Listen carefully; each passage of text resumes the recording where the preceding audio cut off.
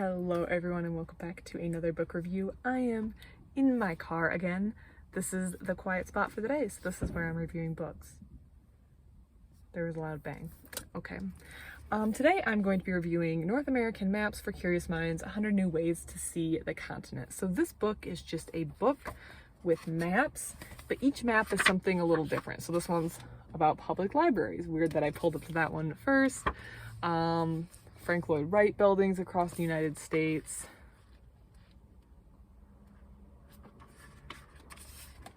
The original Native nations. Including their territories today. So yeah, you can get the gist of this. Just a lot of really interesting maps in here, and each one has kind of a different perspective. So I really pulled this out of the book because I really liked it. I like maps. I love maps. I have maps here in my car. One on the floor. I love these kind of maps too. Oh my, there's things falling out of my maps. Gazetteers, my favorite, just detailed maps. I love maps. I love looking at maps. I have so many in the back of my car for no reason. That one is of the state of Montana. So yes, this was going to be right up my alley. Also, when I started reading it in the introduction, I came across the phrase which kind of sums up the entire reason I like to read non-fiction books, and that is, they say here in the introduction, our benchmark for every map is to teach and to spur interest and further inquiry, which that's really the reason why I like to read these non-fiction books, is because, again, that spurring of interest and further inquiry. Almost all nonfiction books prompt me to look into something further, or even if I'm listening to a news program or something, it's that curiosity, and they say something that causes me to look up something, which causes me to read an article, etc., etc. And I really enjoy that aspect of reading nonfiction, because it helps you kind of develop your own rabbit trails. You can take what's interesting in the book and then you can develop that into your own research and your own learning, which, yeah, it's just an aspect I really enjoy. So I wanted to point out, first of all, that the introduction had a little blurb that I really enjoyed and kind of summed up my thoughts and feelings on nonfiction literature.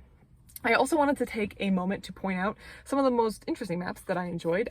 Besides the ones I already pointed out, those are just some for example. The first one is the Great Island Lakes and Lake Islands. So we have, for example, here we have, what is this? There's an island in a lake, in an island, in a lake, in an island, what is it? Island in a lake, on an island, in a lake, on an island. So that like nested doll kind of look. This is in northern Canada, which is just such a cool landscape. Then there's another one here. So these are like, so there'll be like an island, and inside the island there's a lake, and in the lake there's an island, and on that island there's a lake, and in that lake there's an island. So that nesting doll, I thought this one was really cool. I love it when I can see stuff like this on maps, and just that they pointed out these two in northern Canada was really interesting. So this map is on page 16. I just thought that was super cool. I also like the one across from it, which is on dry land, states and provinces not touching an ocean, gulf, or bay. So we see most of Canada, except for, I think this is Saskatchewan and I don't know, wait, not Manitoba, Alberta. So we just have two of the provinces here that are not touching. This is embarrassing that I cannot name these two provinces. But most of Canada touches, a lot of Mexico touches, except for these interstates. So they have blue means it touches ocean, gulf, or bay.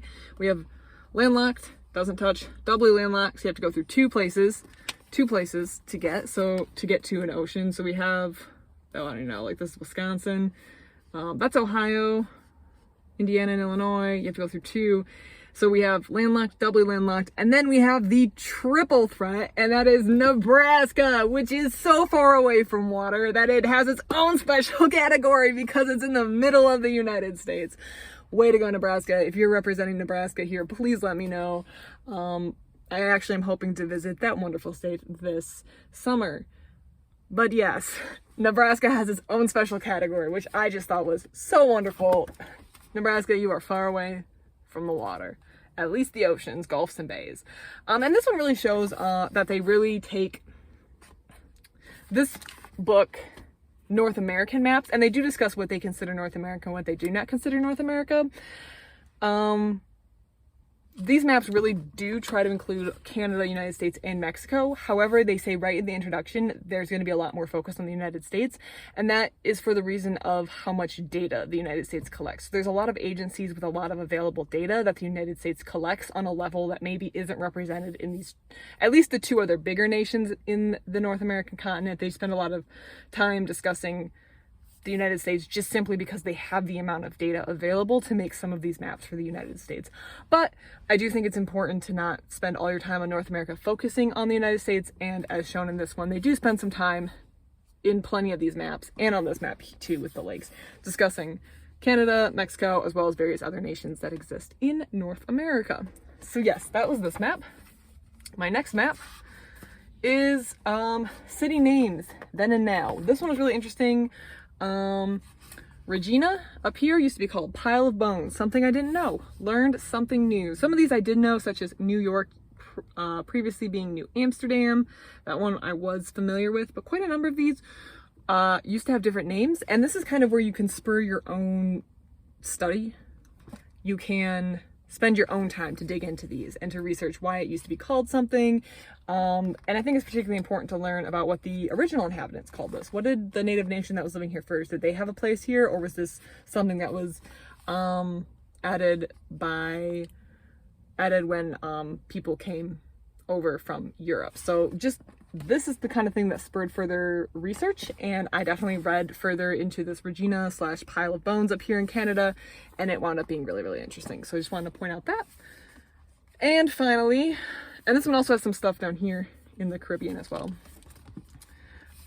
We have the height charts. We have female height in North America, and it's by mean height, and then we have male height in North America. And it's really interesting to see how those heights vary across the North American continent.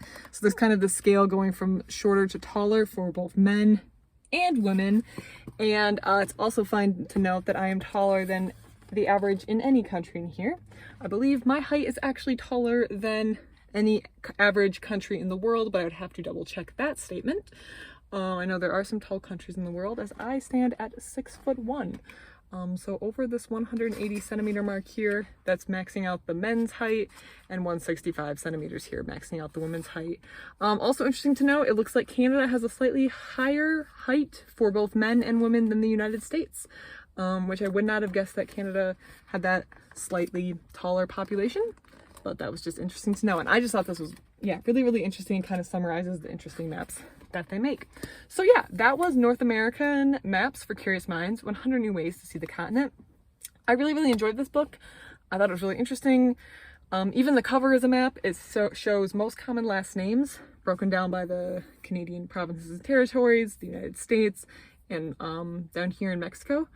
So yeah, I really, really enjoyed this book. I thought it was really, really interesting, and I think you should give it a read. Check it out at your local library and see what you think about it. And let me know what your favorite map is too. And let me know if you live in Nebraska, because you are your own special category when it comes to landlocked states.